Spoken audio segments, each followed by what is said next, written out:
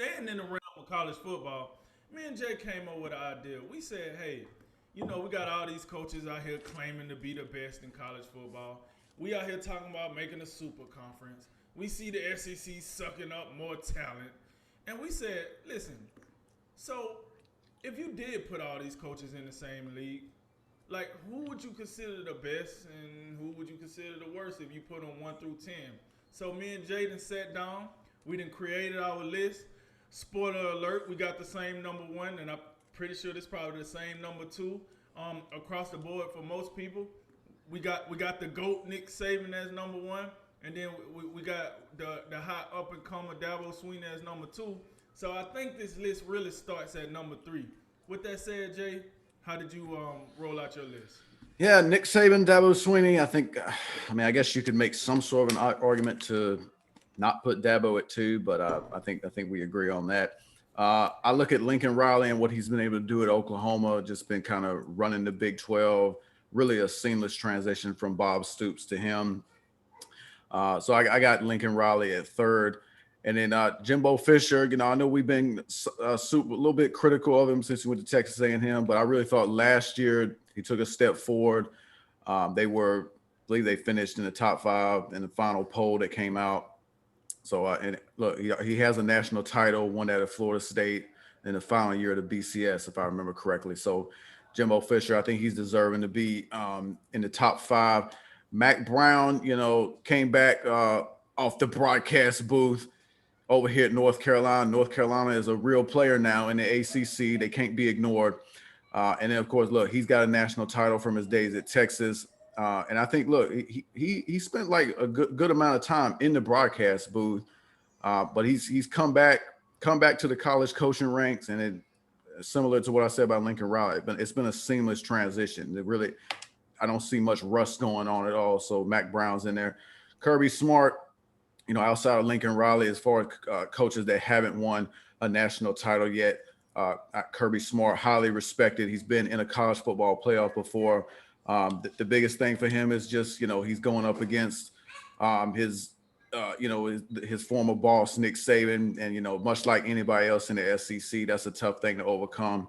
But he's done enough at this time, to be in the top 10. I look at Dan Mullen at 7, currently coaching the Florida Gators. He's in the same situation as Kirby Smart. He also not only trying to get up to Alabama, he's, trying to get a leg up on Kirby Smart for, kind of the dominant power in the SEC East. But also I don't want to discount what Dan Mullen did over at Mississippi State. If you remember, there was a couple years where Mississippi State and Ole Miss were highly competitive out there with Alabama, Auburn, LSU. The SEC West was a complete powerhouse at that particular moment in time. Was it? I think it was either 2013 or 2014 when Mississippi State was number one in the country with Dak Prescott as the quarterback. It was, I believe, I can't remember what year that was off the top of my head, but there was a stretch, and I know you remember it well, where Dan Mullen was at Mississippi State, Hugh Freeze was at Ole Miss, and that the SEC West was, you talk about it was like the best conferences was not only the SEC, but then the SEC West by a mile over the SEC East. It wasn't even close.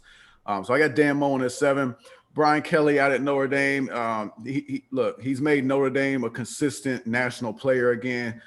We know what it is when they get to the college football playoff, they roll over and they can't get it done. But there still has to be something to be said for getting to the college football playoff. He's done it on several occasions now. So I think he's deserving to be in the top 10. James Franklin up at Penn State. Penn State's they're in the hunt in the Big Ten year in and year out. And I don't want to, much like I said about Dan Mullen, what he did at Mississippi State, James Franklin won a lot of games at Vanderbilt. And that is no small accomplishment. So James Franklin's deserving. And last but not least, I know he just got axed at Auburn, but I think that was a mistake. Mr. Gus Malzahn, he's down there at Central Florida now.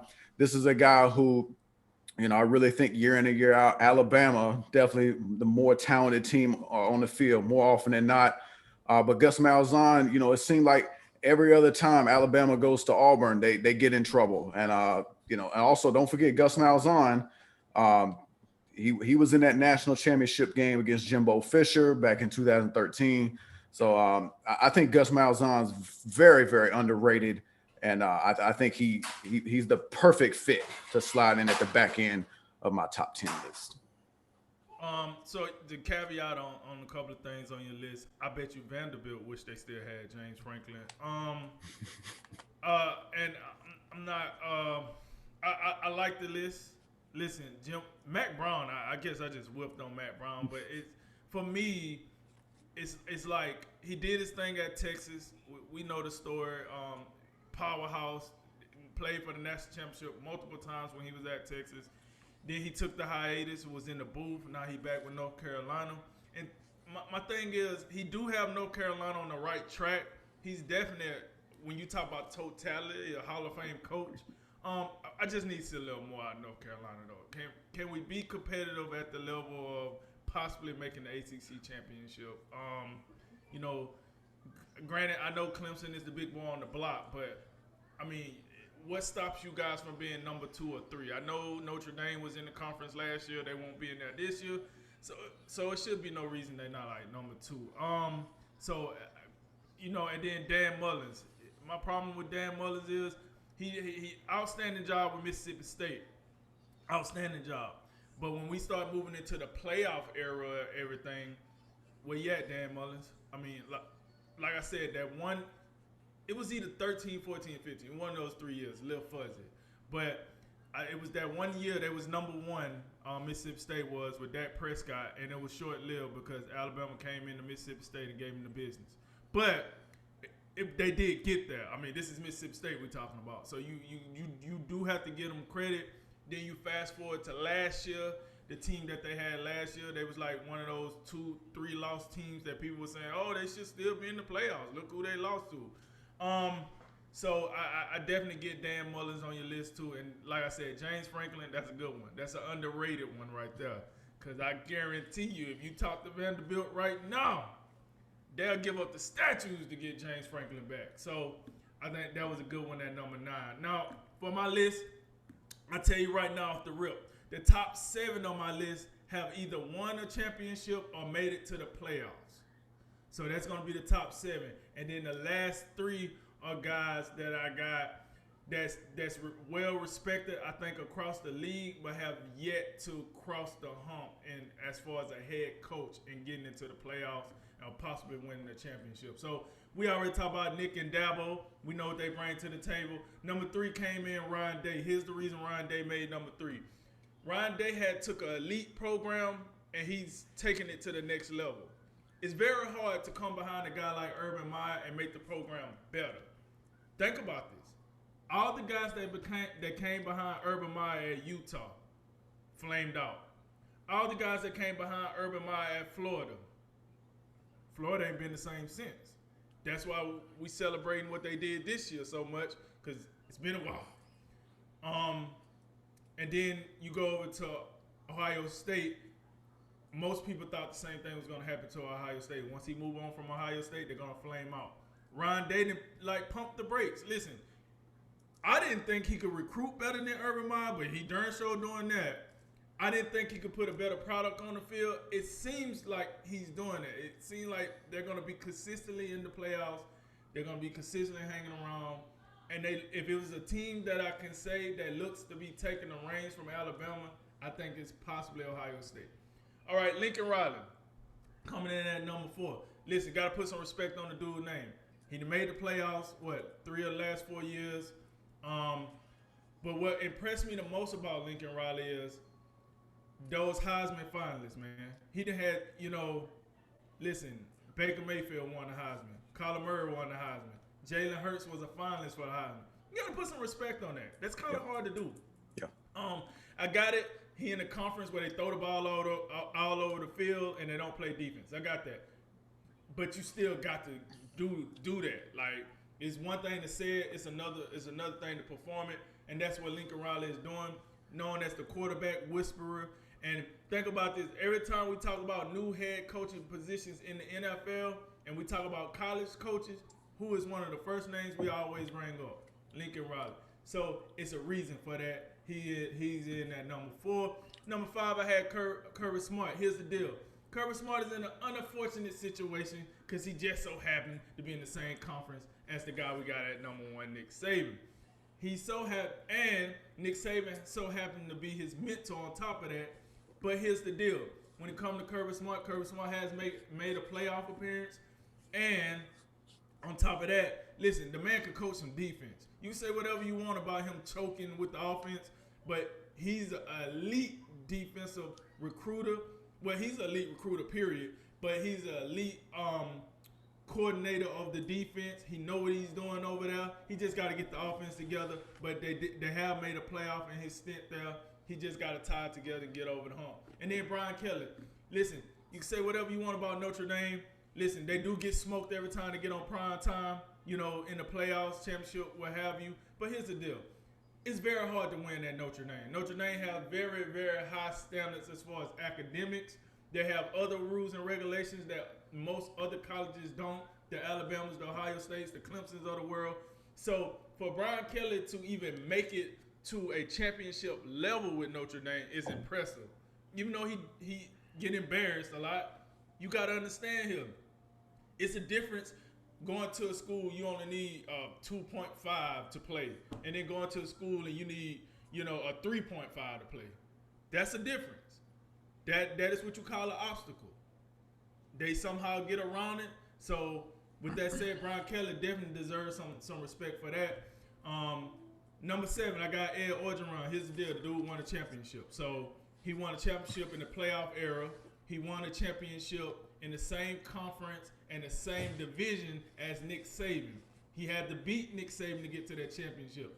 He had to beat Kirby Smart to get to that championship. And then ultimately he had to beat Dabo Swinney to win the championship. So say what you want to about Ed Orgeron. He did what he had to do. So I do put him as a top 10 coach. Now, it is something to be said that we're going to see within here in the next 2 years if Ed Orgeron can keep that going or if it was a one-hit wonder.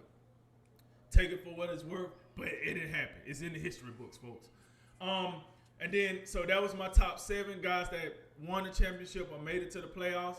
Now, 8 through 10, like I said, these are guys that have the potential to do this.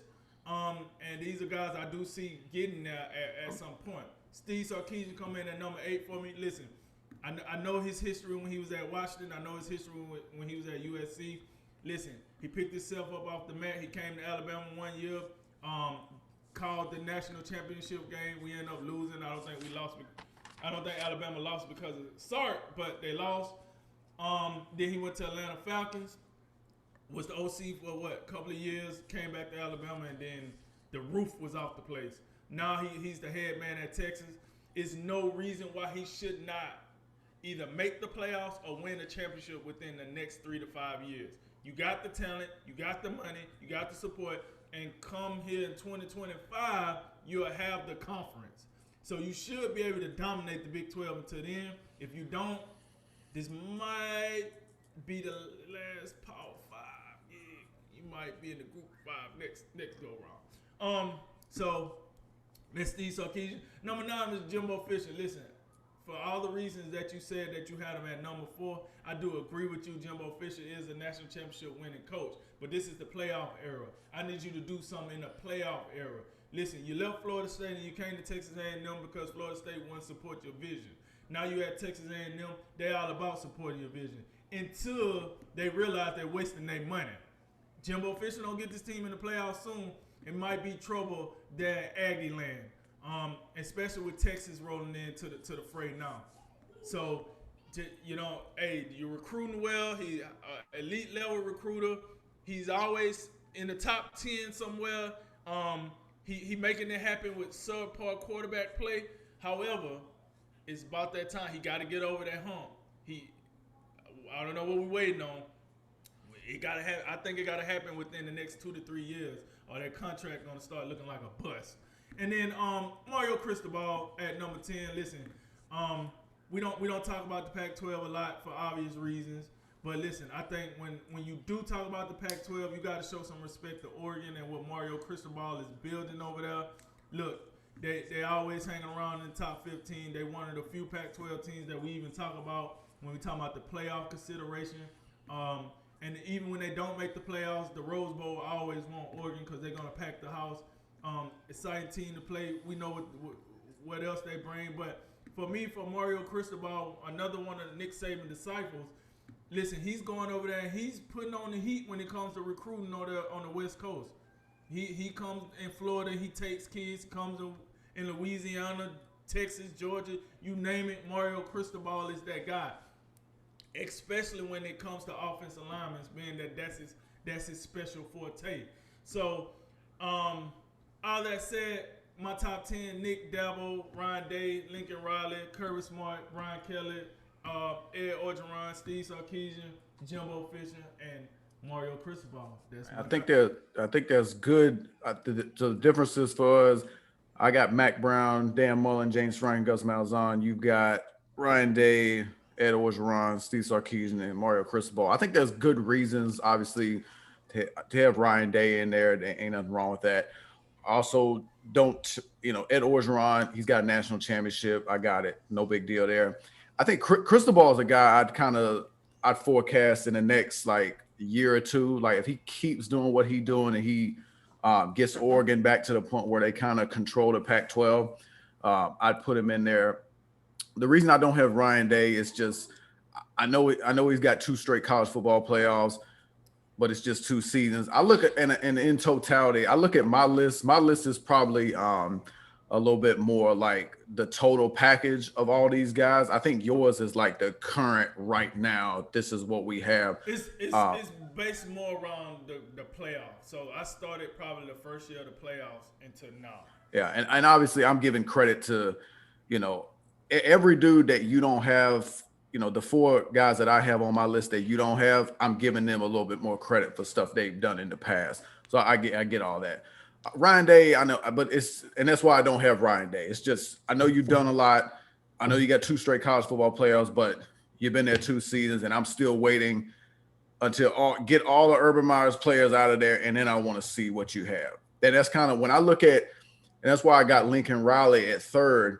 I also say, when Lincoln Riley took over for Bob Stoops, Oklahoma was kind of like they weren't the Oklahoma of the past when Bob Stoops was there, back in the kind of 2000s. I feel like they had fallen off a little bit, but Lincoln Riley came in and kind of pushed them right back. Yeah, he pushed them right back to the top. When Ryan Day took over, Urban Meyer was still at the top of his game, so that's kind of the difference I see there.